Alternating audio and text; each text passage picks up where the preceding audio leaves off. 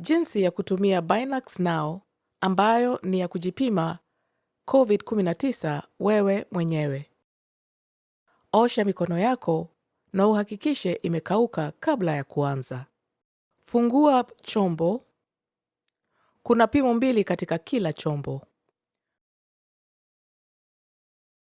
Ondoa kadi ya pimo kutoka kwenye ufugaji. Hakikisha mstari wa bluu upo kwenye kijidirisha. Ikiwa mstari wa bluu haupo, usitumie kadi hii. Fungua kadi na kuilaza mezani. Ilaze wakati wote unapofanya pimo nzima.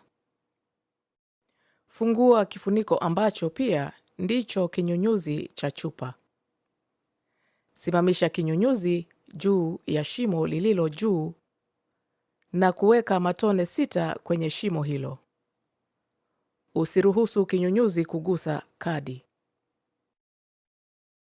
Fungua mwisho wa mfuko wa kijiti na uchukue usufi.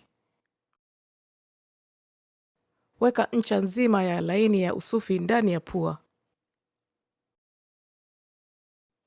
Sugua usufi dhidi ya kuta za ndani za pua yako kwa kufanya miduara mikubwa mara 5. Fanya hivi kwa sekunde 15.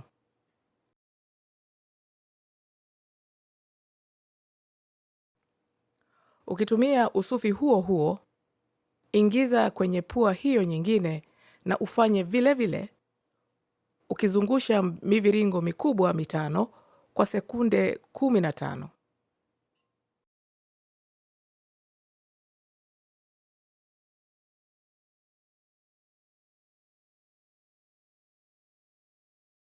Ukishamaliza, ingiza ncha ya usufi kwenye shimo ya sehemu ya chini kwenye kadi ya pimo. Isukume vizuri hadi uweze kuiona kwenye shimo la juu. Iache hapo, usiiondoe. Pindua usufi mara 3 ili kuchanganya na kioevu. Chambua mstari unaonata kutoka upande wa kulia ukiwa mwangalifu usiguse kadi. Fungua upande wa kushoto wa kadi juu ya usufi. Ishikanishe kwa udhabiti kwenye ukingo wa kulia wa kadi ili uiunganishe pamoja. Acha kadi na uisubiri dakika 15 kabla ya kusoma matokeo. Lazima usome matokeo kati ya dakika 15 hadi 30. Ukisoma mapema au kuchelewa sana, matokeo hayatakuwa sahihi. Ikiwa COVID haikutambuliwa, kutakuwa na laini moja kwenye kijidirisha. Itakuwa mstari wa pink au zambarau. Aina yoyote ya laini, hata iwe ndogo, chini ya mstari huu mmoja, inamaanisha kuwa COVID-19 iligunduliwa. Yote hii ni mifano ya matokeo chanya ya pimo.